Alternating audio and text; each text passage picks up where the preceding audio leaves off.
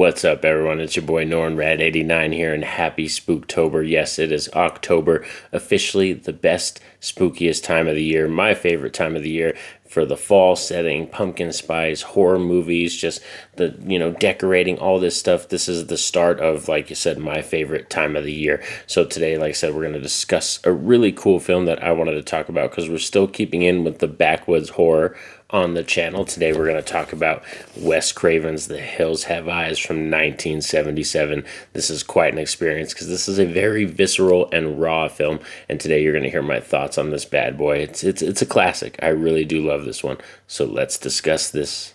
Roll it.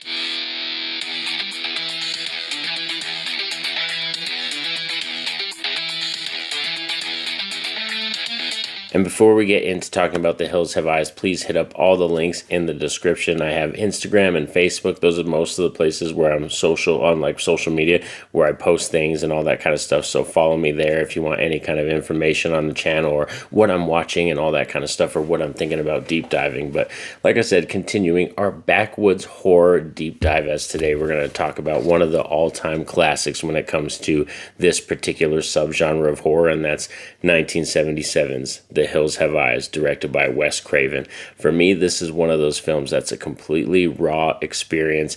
This is always one of those films that has sticked close to me in terms of being very spooky. Like for me, maybe it's because we have stuff like this in New Mexico, kind of scary stories like that, because we are in New Mexico. They did do a lot of the nuclear testing and stuff like that at White Sands, New Mexico. And there is talks of like why there isn't basements in New Mexico is because there's heavy radon in the ground and the earth over here in New Mexico. So there's just a lot of things. So when it comes to The Hills Have Eyes, where it's a family running in the backwoods, like just kind of in the middle of nowhere in the desert kind of plains area that does look a lot like New Mexico, and running into just a crazy mongoloid family, you know what I mean? That is one of those fears, and something that seems possible when you're living out here in New Mexico. The thing with this film that I really love is I think just the direction of Wes Craven. I think Wes really knows how to do very visceral, in-your-face type films. He did The Last House on the Left, he did The Hills Have Eyes, and even Scream. When you watch Scream, it is, yes, a meta horror comedy, but that beginning sequence when you see Drew Barrymore killed is pretty visceral and raw and brutal. So that's what I like in terms of Wes Craven. He's one of those directors that just knows how to keep tension, but also make his films feel realistic. And that's how I feel when I watch The Hills Have Eyes. It feels like a real family. I mean, I know Dee Wallace. Dee Wallace is like the most famous person when I first saw this film that I knew was Dee Wallace. But even then, knowing her, it still felt like a real family going through this traumatic experience. So have our antagonist characters, the Mongoloid family and everything. We have Jupiter, we have Mars, we have Pluto, and I like the fact that they're kind of all named after, different planets and stuff, and Mercury. And this one, I like it because, like I said, it does feel very realistic in the way that they attack them. And I like the dark nighttime shots, just the way it looks when they're hunting them or they're talking on the walkie-talkies and you see them kind of spying on them and watching the family. You don't really know what's happening yet, so you're still intrigued and interested, and you're like kind of scared. But then when you find out what's about to happen, and like how they use the father when he gets captured by the dad of the family, oh man, like this is for real one of those films that for me, once it takes off, it just doesn't let go. As I said, for me, I hate to compare it, but like when it comes to films like Texas Chainsaw Massacre, the way that people talk about that film scaring them, or the way they felt the first time they watched that film, for me, it's more The Hills Have Eyes with that vibe. It's just when I first watched it, I remember it sticking with me for days.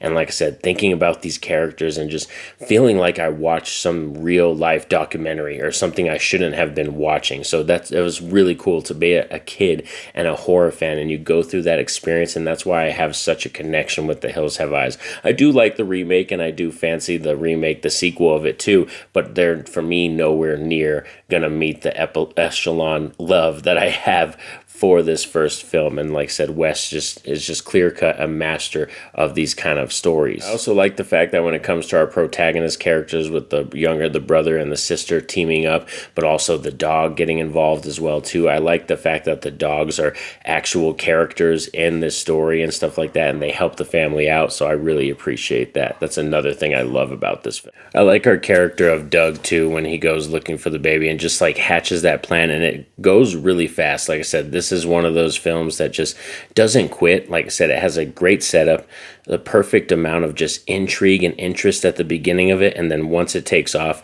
and the family gets attacked, like, it is no joke. It goes breakneck speed after that, and I like that our protagonists, they hatch a plan pretty quick to capture and attack these other antagonists that come at them, to make sure they're ready. They kind of Home Alone and prep their area around them where they have the camper and stuff like that. I really, really dig it. So like anytime you're kind of squeezing in little Home Alone references or making traps or something like Nightmare on Elm Street, you know, with Nancy, it calls home to me. And as I said, for me, this is one of those films that sticks with you, and especially the ending. I love the ending to this one the best too. They've, like I said, the remake, they tried to do it, but for me, the remake, they just tried more shock value, more gruesome stuff, and I understand why they went that, because they didn't want to just kind of copycat this original. You know, this one is much more an atmosphere. It's a vibe. It's just this mood. And in terms of the remakes, those are more gruesome and grotesque and stuff, and it's about like these, what can we do with the kills and the practical effects, and how can we up the ante to 11. And I feel like sometimes in a bit when you're watching those films, they're trying too hard, whereas Wes Craven and the crew with this original film, it just feels like it's much more natural, and it just came off of the page and onto the screen for us, and the atmosphere just oozes out of the screen when you're watching this film. So for me, you're going to get glowing recommendations for The Hills Have Eyes 1977. This is clear-cut going to be easily on my top 10 list for the backwoods horror films. I will have some honorable mentions as well, but like I said, I've been deep diving and watching a few of those films. I did the Hatchet franchise. I watched all of those. I just watched Hills Have Eyes, but now I'm going to start deep diving into the Wrong Turn franchise as well, kind of really cutting into these and stuff like that. And I also want your opinion too in the comments if you all think Texas Chainsaw Massacre counts as a backwoods horror film.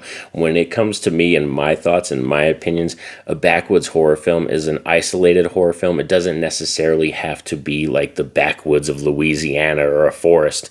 It could be, like I said, it could be a desert. It just feels like some kind of place that you take characters that are not normally there, they feel isolated, and then they come into contact with antagonists. So that's my opinion of it, but let me know down below what are your opinions on Texas Chainsaw Massacre, if that is officially a backwoods horror film. And also shout out down below, what are your thoughts on The Hills Have Eyes? Is this one you return to? Is this one of your favorites by Wes Craven? I would love to discuss with you. But please like the video. It definitely helps the channel. Share, subscribe, especially for the spooky season. Spread the love. Get these spooky videos out there so I can get more subscribers, because like I said, that always helps out the channel. I appreciate that a lot, every one of you, and all those people out there. Y'all know what's up. Have a safe and happy day.